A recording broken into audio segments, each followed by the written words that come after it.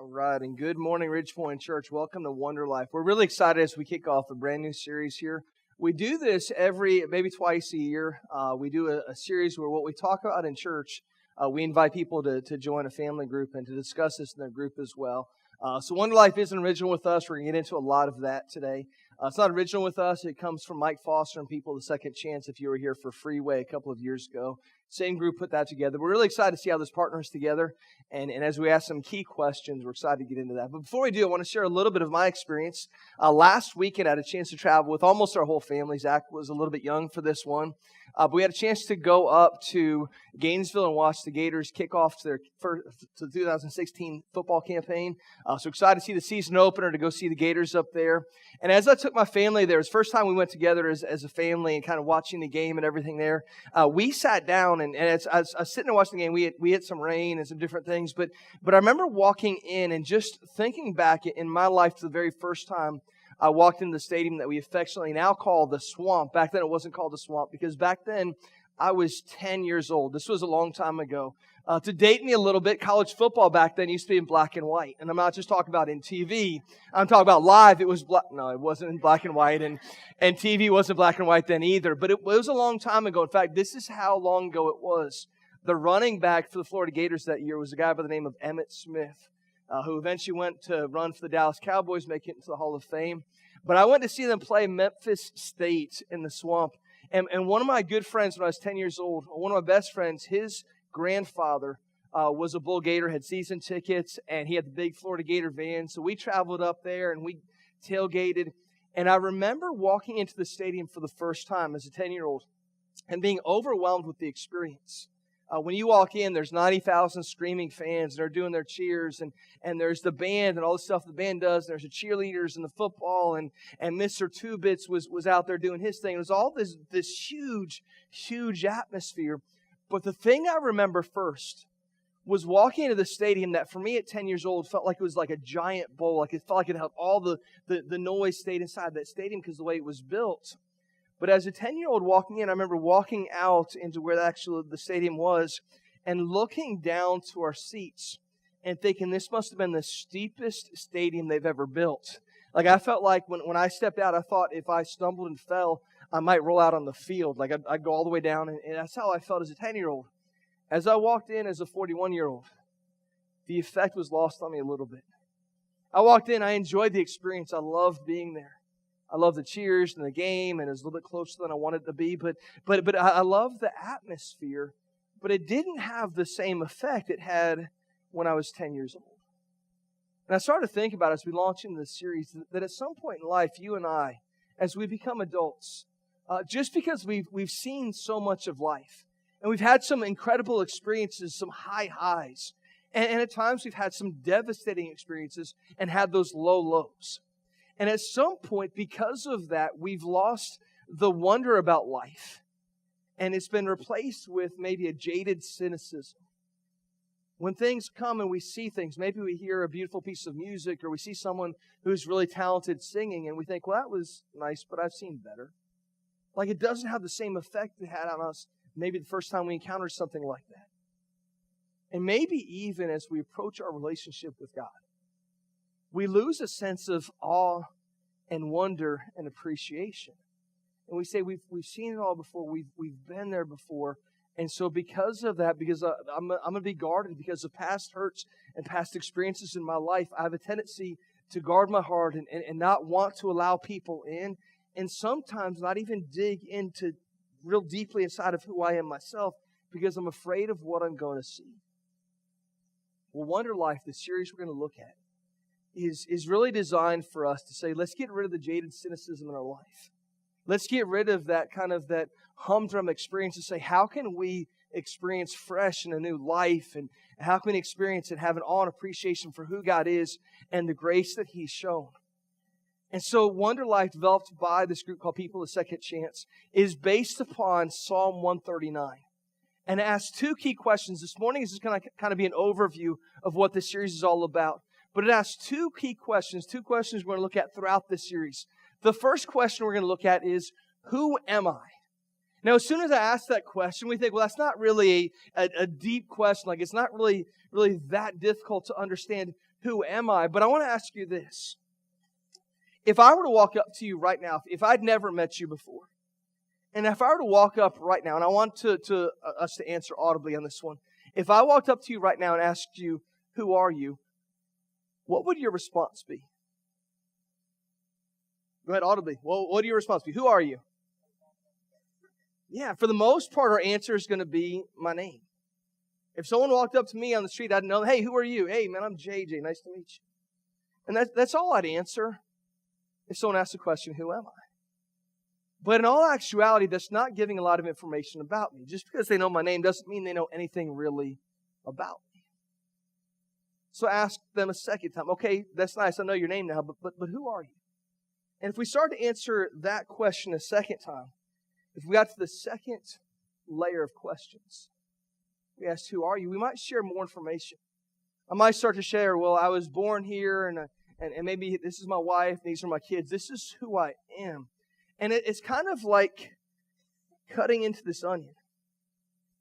As I cut into this onion, I start to remove layers and go deeper inside.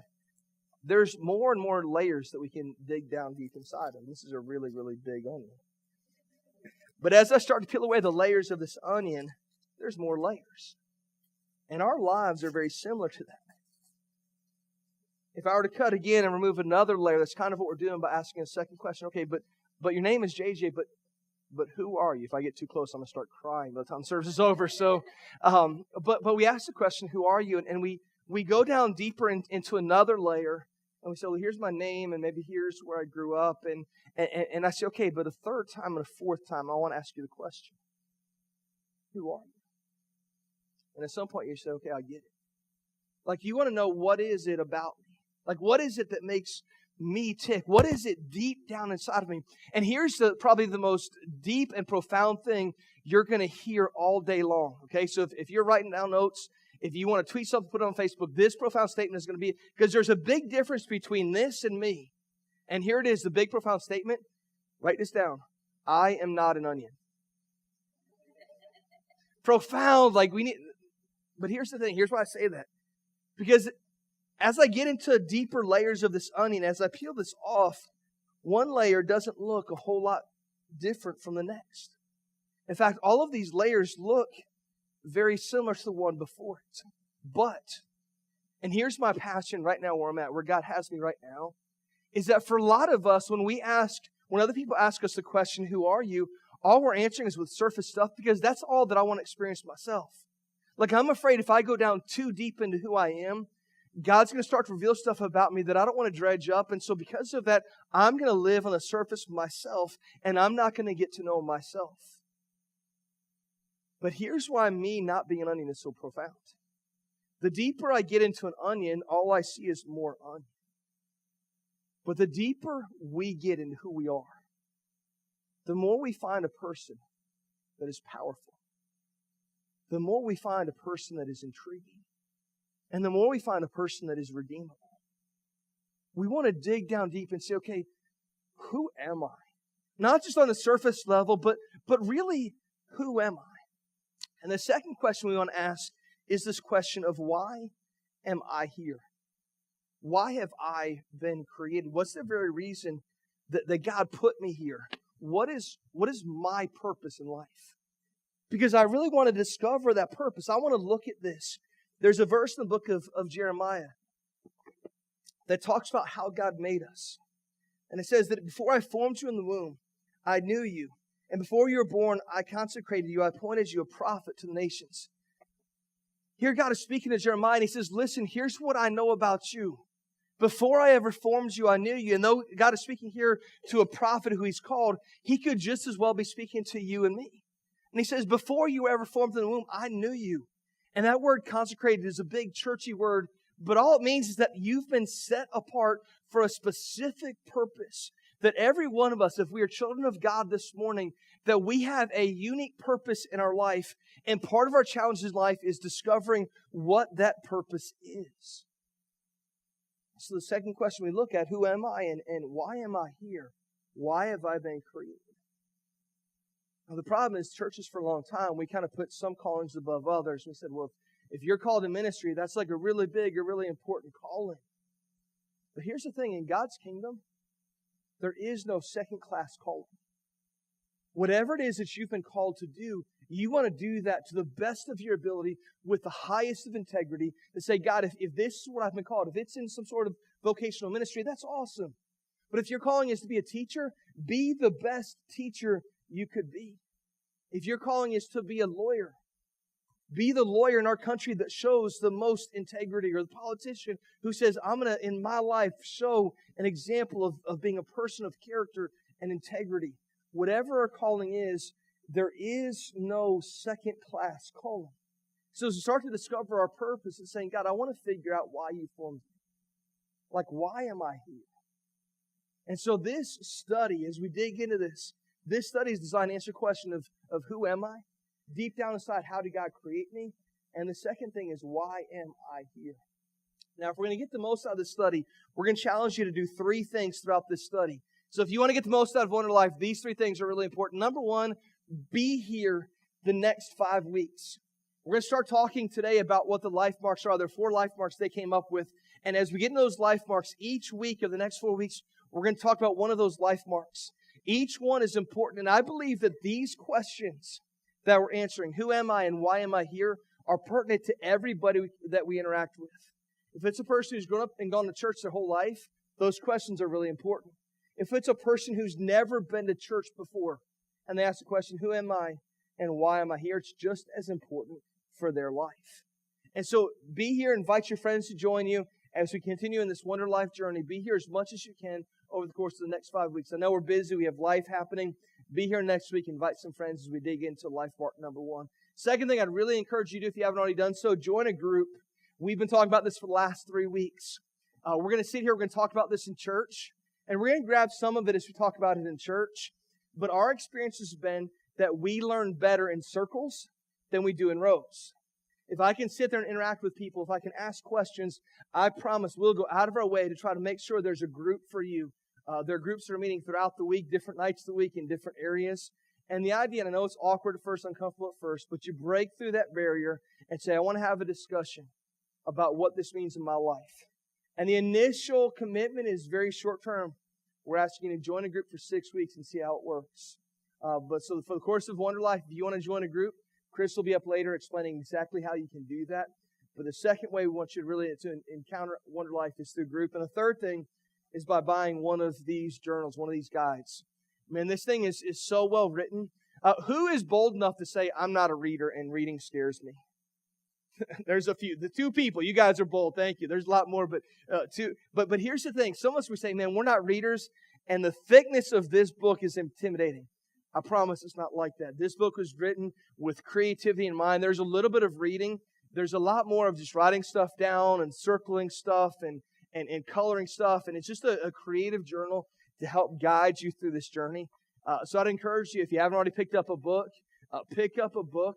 And in particular, if you do have a book, maybe you don't have it with you this morning, the next 5 weeks, some of the challenges that are in there we're going to do together as a church. So I'd encourage you to have that with you the next 5 weeks as we go through Wonder Life together. With that being said, let's get started. If you have your Bibles, go ahead and open up to Matthew chapter 18. We're going to look at the first 4 verses of Matthew chapter 18. Now, as we get into this, I want to share as kind of a way of context. Jesus is about to speak to His disciples. Now, before we get into this, which is found later on in the book of Matthew and later on in Jesus' ministry, Jesus he grows up. He's about 30 years old when he starts to have 3.5 years of ministry, and he calls these disciples. But here's the thing that he does. Jesus calls people who are not overtly religious. He says, I want to take the people that are tax collectors, that are kind of despised by everybody else. I want to take the fishermen who at a young age would not have been allowed to continue their education. See, for a Jewish boy growing up, they were required to go to school and have a lot of religious education. They were memorizing large sections of Scripture, so much so it would put us to shame, the amount of Scripture that they memorized. And so they'd memorize Scripture and they'd study, and at some point a teacher would come to them and would say, hey, you've made it as far as you can go. Now go learn your family's trade. And so they would go, and if their dad was a craftsman, they'd go become a craftsman. If they were a fisherman, like many of the disciples were, they would go and learn how to become a fisherman. That's just what they would do.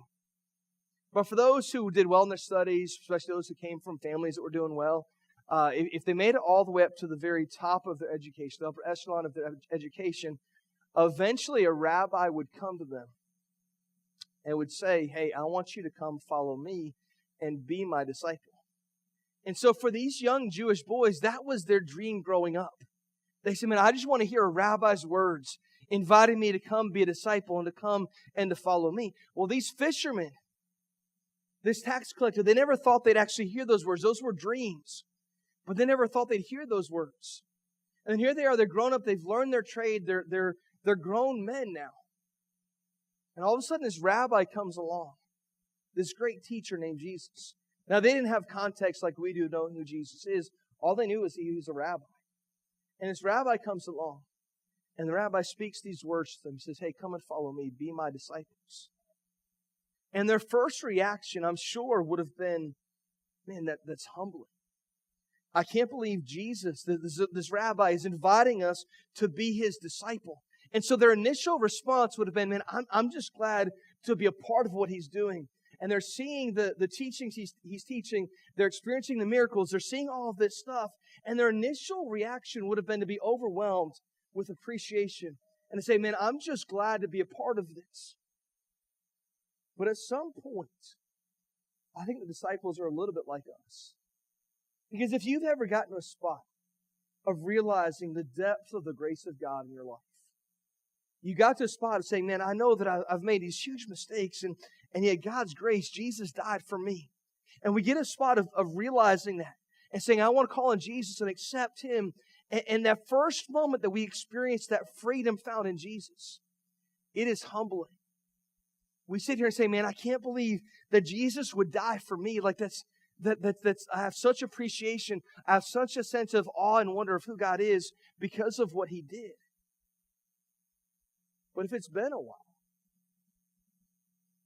if weeks and months and years have gone by, we get to a spot of saying, okay, I had that deep appreciation, but at some point, like I got involved in church, and I started doing things, and at some point I started thinking, I deserve something out of this.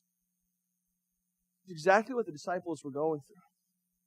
They'd moved from deep appreciation for what God had done and who Jesus was and calling them to the sense of asking a question that to me is a little bit religious. Now, understand as I talk about this, we use the word cynical and religious, not in the sense, in the book of James, it talks about true and undefiled religion is this. We're not talking about true and undefiled religion of James. We're talking about what religion has become. Following a set of rules and thinking we're spiritual because we follow a bunch of rules. And so in the midst of that, it says this in Matthew chapter 18, beginning at verse 1. At that time, the disciples came to Jesus. These disciples who earlier would have been appreciative and humbled at the call of God upon their life. They start to ask this question, which to me sounds like a very overtly religious question. It says, who is the greatest in the kingdom of heaven? No longer am I just content to being here and appreciate that God would call me, but I want to know who's the most important. Who's the greatest in the kingdom? So Jesus says, in calling a child to him, he put him in the midst of them and said to them, watch this, truly I say to you, having this child here, truly I say to you, unless you turn and become like children, you'll never enter the kingdom of heaven. Whoever humbles himself like this child is the greatest in the kingdom of heaven. If you humble yourself like a child, if you come and a child comes in and, man, I'm just glad to be here. Dude, this is so cool. I love this. And we walk in and we become cynical and think it's not that big a deal. We become too cool for ourselves. We think it's not that big a deal. And so Jesus says, if you want to be great in the kingdom of God, then be like a child. Never lose that sense of awe and wonder. And at some point, that wonder in our life is replaced by cynicism. And we start to lose that sense of real purpose. This morning, you'll either be really glad or really sad you weren't in the first service. But we actually had a friend from First Baptist Naples brought his youth group here, and they had 98 high schoolers on top of our regular people that were in the first service. And so to have them in here and to see that dynamic, they're just returning from Rock the Universe, and they're kind of tired but also excited. And to get a chance to speak in this environment with them and the adults here, I had a chance to say this. But as young people, when we're really young, up to middle school and high school, we believe that we can change the world. When we're young, we believe, man, when we're in middle school and high school, we think, man, there's still a chance I can go do this and I can be this. And then as adults, cynicism starts to creep in. And to the moms that are here, we think, man, forget about changing the world. If I could just change my family, I'd be happy. And for the dads that are here, some of the dads are saying, if I could just change my underwear, I'd be happy right now. Like the depth of who we are decreases as we become adults, especially adult men sometimes. But we believe that we can change the world. We believe because it's not about us, it's about what Jesus is doing in our life, that real life change can happen and that we can be carriers of the grace of God in our life. And we start to lose that sense of wonder and appreciation of what God's trying to do. And so as we get into this idea of how do I get away from cynicism, because I want to rediscover purpose. When I'm young, I understand that purpose. But as I grow up, I think I start to lose that sense of purpose. And I think if I just change my family, I'm doing good. But purpose is rediscovered. Purpose is rediscovered in our life when we remove cynicism and replace it with wonder. So the purpose that I had is rediscovered in my life when I remove cynicism and I replace it with wonder. God, I want to come in and appreciate who you are, and I want to appreciate what you're doing. And so for us to get there, throughout the next 4 weeks, we're going to look at these 4 life marks of Wonder Life. They've been doing this study and doing research and asking questions. They said there are 4 things that we believe are important to restore that awe and that wonder in our life. So if you're taking notes, write down the 4 life marks that are part of Wonder Life. Number 1, the first one is that I believe my story matters. It doesn't matter who you are. It doesn't matter how bad or how messed up your story has been. Your story has significance. And the more we start to see this, that God is the greatest storyteller the world's ever seen, and that He is crafting your story specifically. And so the moment I realized, man, my story is significant because my story is being written by the greatest storyteller that ever lived, I realized that no matter how minimal I think my life is, my story matters. My story has significance. Life mark number 2, I am unashamed of what I love and care about. If we don't guard our heart against the cynicism, one of 2 things is going to happen. I've seen adults that not only do they not have a hard time expressing love, they have a hard time loving in general. Maybe they've been so hurt, maybe they've been through so much stuff, they feel like, man, my heart has become so hardened that I don't think I can ever love again. Part of this is getting those life marks and saying, I want to break that down. I want to find out what is the problem at the core of who I am so that I can love again, because it is possible. But more so, it's not so much that I lost the capacity to love, but I have lost the capacity to not be ashamed about what I love. I know dads today that love their children, but they would never say it. Their response is simply to say, well, they know that I love them. I don't have to say it. Why? I don't really know.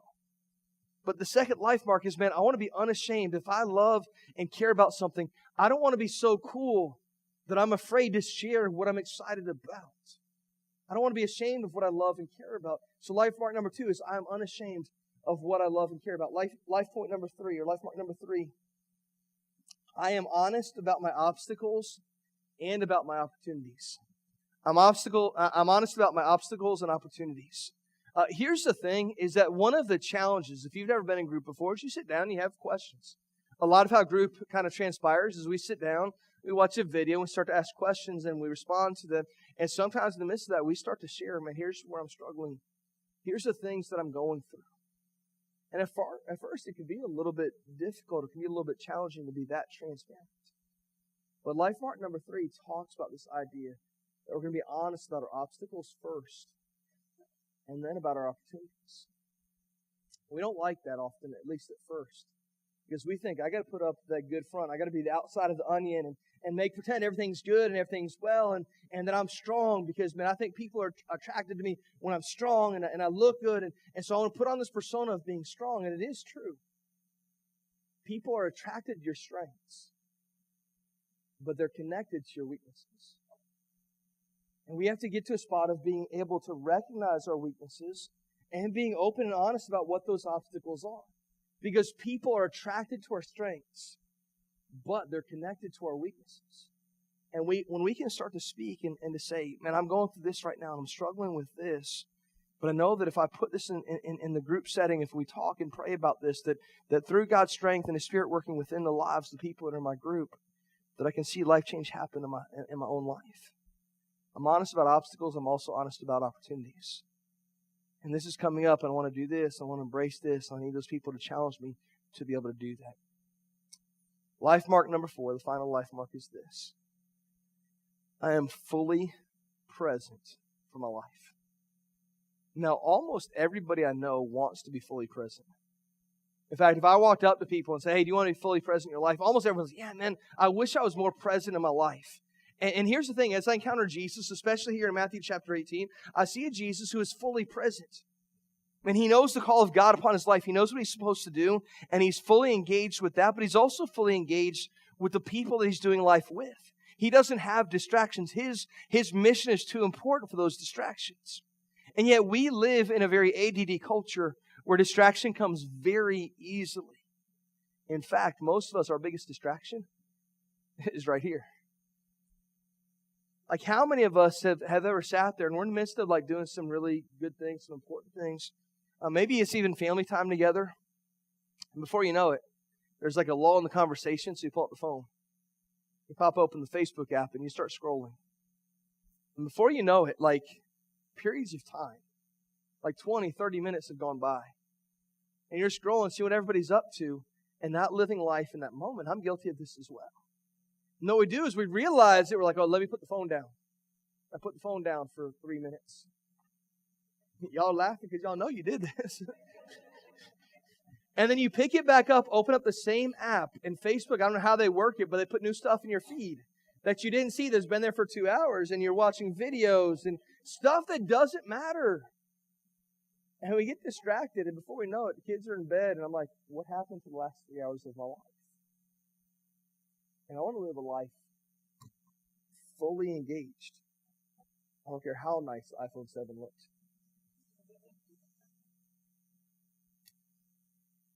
God wants us to be engaged in life. He wants us free of distractions, focused on the mission that He has for us. And so we're going to instill these life marks. We're going to talk about these for the next 4 weeks, instilling these life marks in our life. And saying maybe through instilling these things, I rediscover that sense of awe and wonder. I rediscover what my purpose is. And maybe I figure out exactly why I've been created. In the book of Esther, there's this powerful story where Esther has become the queen to King Ahasuerus. And as she becomes queen, there are different people that are battling for the kingdom. There's one particular person by the name of Haman, and he's against the Jewish people, and he's kind of fighting against the Jewish people, of which the queen herself was Jewish. And she has this friend who's kind of speaking truth into her ear. His name is Mordecai. And Mordecai is trying to get her to say, hey, you're in power to do something about this. And because of your position, you're trying to be quiet. And you're trying not to say anything. And you're trying to be political. And sometimes you just simply can't do that. So in Esther chapter 4, verses 13 and 14, it says this. Mordecai is sending this reply. He had heard what she had said. And it says in verse 13, then Mordecai told them to reply to Esther, do not think to yourself that in the king's palace you will escape any more than all the other Jews. So don't think just because of your position that at some point Haman's not going to come for you as well. And then he says this, and this is profound. He says, for if you keep silent at this time, relief and deliverance will rise for the Jews from another place. He says, listen, I have confidence. If you don't step up, God's still going to deliver our people. Like, that's not the issue. But you and your father's house will perish. And then he says this, and who knows whether you have not come to the kingdom for such a time as this. What if we were created specifically for this moment, for this time? Now, I don't think this is true for everybody. But maybe right now, some of you are going through some obstacles in life. And everything that life has been up to this point has been preparing you for this moment in time. Right now, this is the very reason why you've been created. And we miss that opportunity because we're distracted by our phone.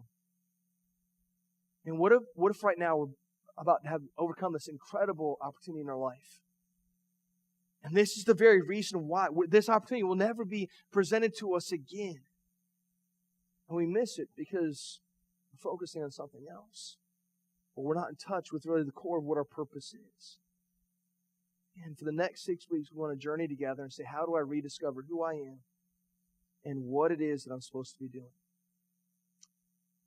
Now, to help you be engaged in that process, we're doing something special. And this isn't for everybody, but if you're a couple today, even if your significant other isn't here, we're doing something special about midway through this series that we want to let you know about. We're calling it the Great Date Experiment.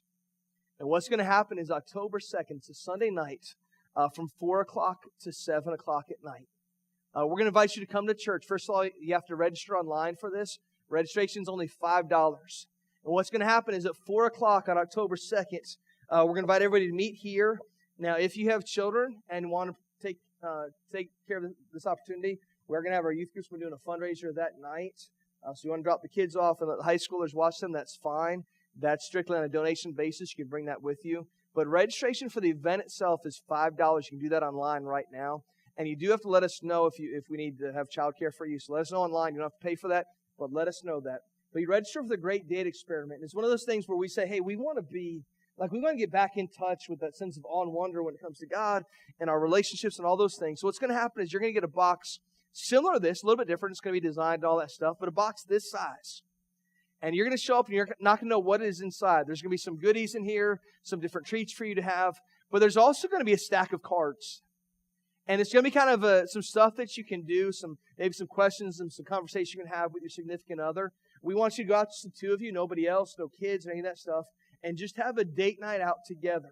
Now, in the cards, there's going to be some questions you can ask, and there's also going to be some challenges, some things we want you to do, things that I promise you would never do if you just went out by yourselves. Like, you wouldn't even think about doing some of these things. I don't want that to intimidate you. I just want to let you know it's going to be fun. And there's some points, and there's some, if you want to check in on social media and hashtags and all that stuff are all included in the box. So you show up that particular Sunday at 4 o'clock, and everyone will get their box, and we'll send you out. And you have 3 hours to do as much of that stuff as you can, and then come back and kind of wrap up that night. So I want to invite you because we think this is a great way to be engaged in relationships and the stuff that we're doing. So October 2nd, but please make sure in the next 2 weeks you sign up, specifically if you need childcare, because we have to line up all of our workers for that. Listen, throughout this series, we want to do our best to engage you as much as possible. I believe these topics are really, really important. I'm excited to begin launching out, talking about this with our group tomorrow night, and hopefully at least considering doing the same. Let's pray together.